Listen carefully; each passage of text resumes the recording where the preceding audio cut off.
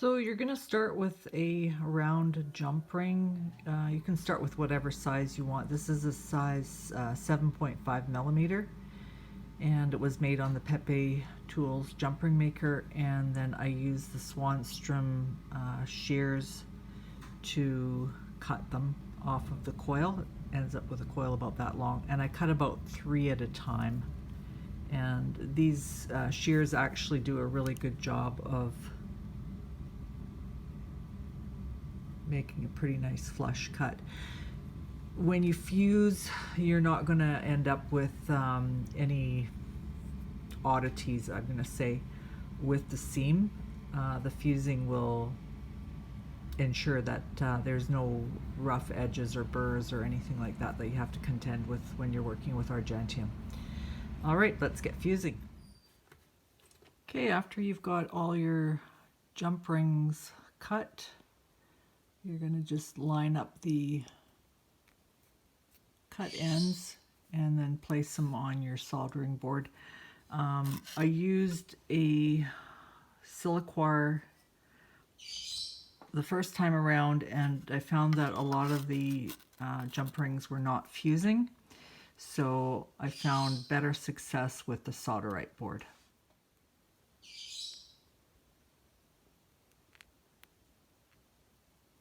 So you can see that there is, with the Swanstrom shears, there's a tiny little compression V-groove. That is going to probably disappear with the fusing when the Argentium pulls itself together. Okay, so I'm going to be doing 16 at a time, and I like being able to see what I'm doing. So I'm just going to see if I can get this camera angle set up here so I can get right in there and see. Okay, so we can zoom into a little bit.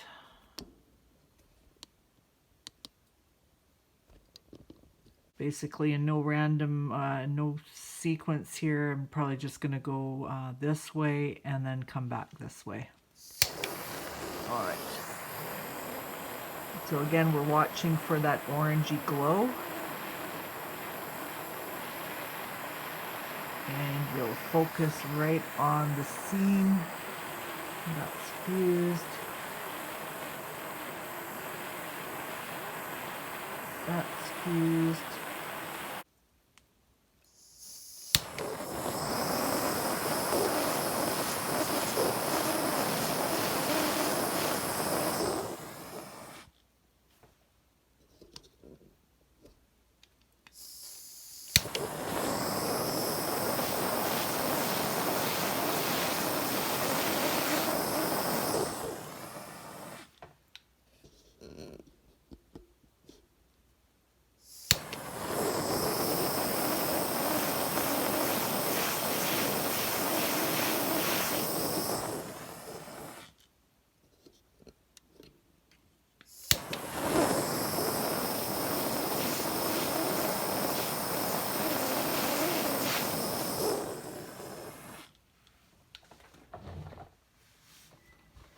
Okay, now when you have your jump rings all fused together, next will be the pre-shaping, which means you're going to be turning them into, well, I guess it depends on what sort of a link you're going to be making. I'm going to be making a elongated diamond shape like the chain on my necklace. And I discovered that these 7.5 millimeters are identical in size to the ones that I have purchased in the past that were sterling silver, not Argentium.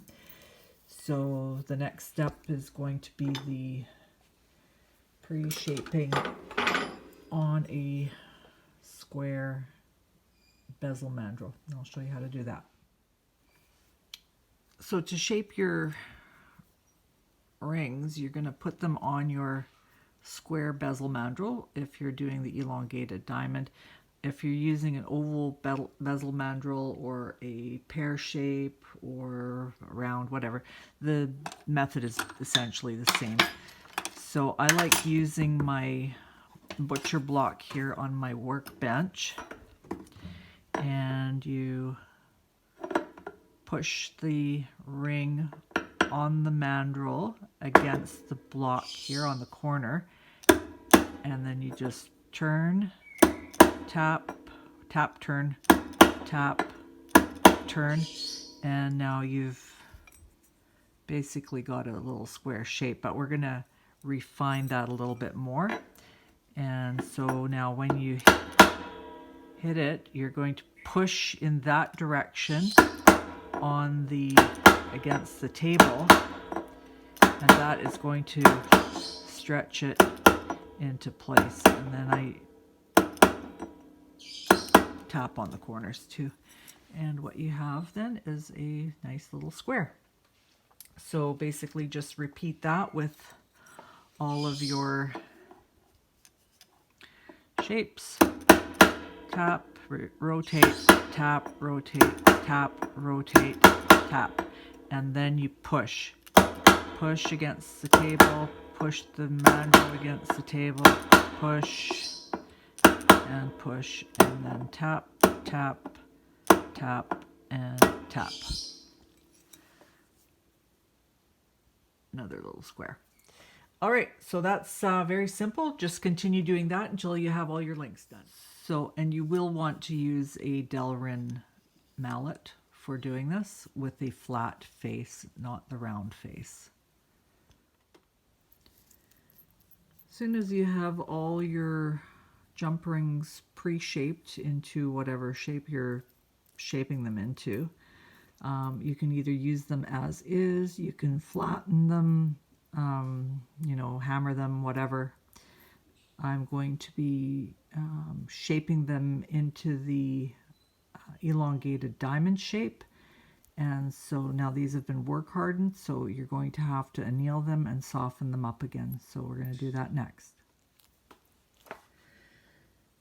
Okay, the next step is going to be elongating your squares into an elongated diamond shape. And for that, you're going to need some bent nose pliers, round nose pliers, and preferably these circlip pliers, or they also call them retaining clip pliers. And you'll have seen retaining clips if you own a rolling mill and you've ever gone in there and greased your gears, which you're supposed to do once a year.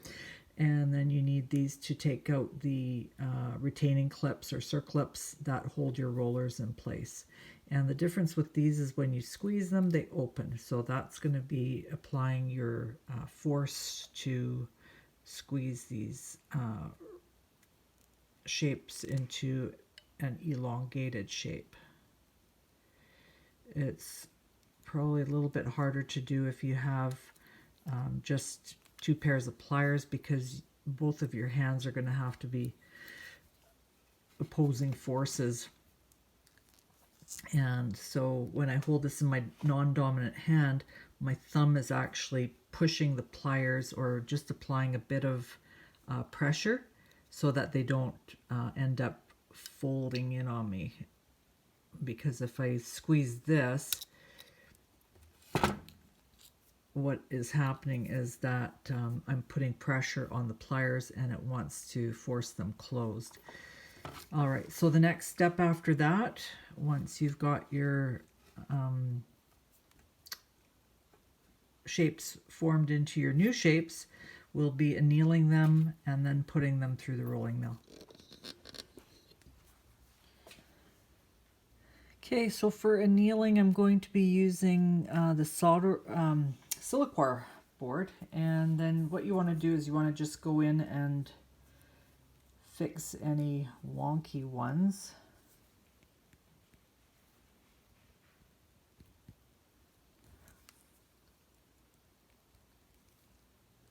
Just because they won't come out very nice when you roll them. So that's not too bad. This one here needs to be elongated a bit, so I'm just, or widened a bit, so I'm just going to go in there with my bent nose pliers.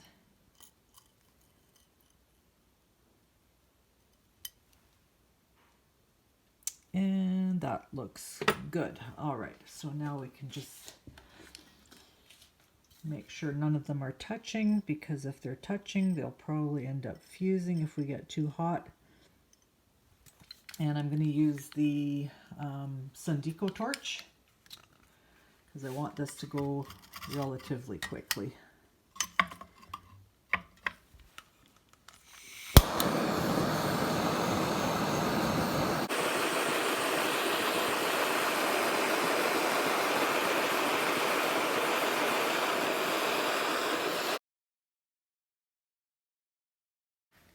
So the next step is rolling, and when you're putting them in your mill, it sometimes helps to use a pair of needle nose pliers or chain nose pliers to feed them into the mill, just so that they're feeding in straight, and that's really the tricky part. You want to make sure that they're going in a longitudinal direction and not at an angle. If you put them in at an angle, they're going to come out looking wonky. So use a pair of chain nose pliers or needle nose pliers, and then to feed them into the mill. Let go of the link before your pliers touch the mill. You don't want them to damage your rollers. So as soon as the rollers make contact with the link, then let it go and roll it through. And I've got my roller set for the links to come out as about 23 gauge. How are we looking here? Yeah, those look good. I might actually make them a little bit longer, so I'm just going to tighten the rollers down, and I'm going to run these through again because they're not quite as big as and elongated as I would like. So one more time through the mill. Once you've got all your links rolled through the mill, you're going to then cut them, usually wherever the links are going to be connecting with one another. So in this case, it'll be at the top and bottom end. So I'm going to cut one end, and then I'm going to add 2 links to it.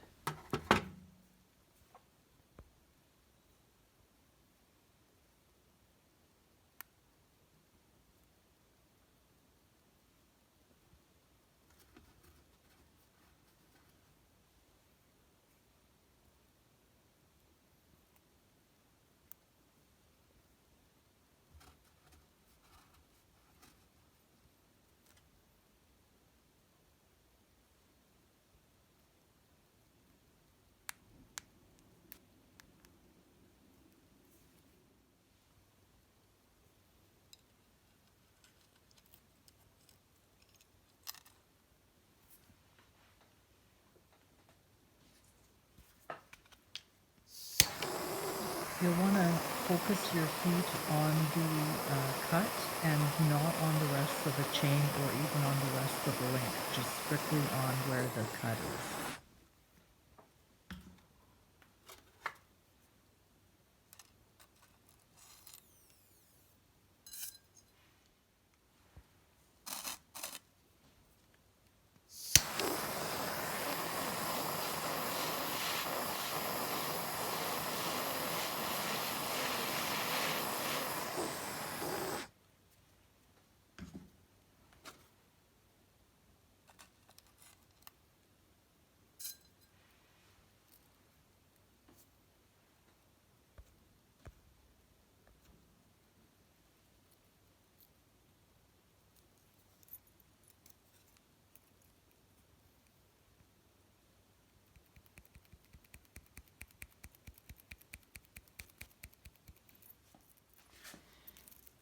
Okay, so here's the chain that I already made.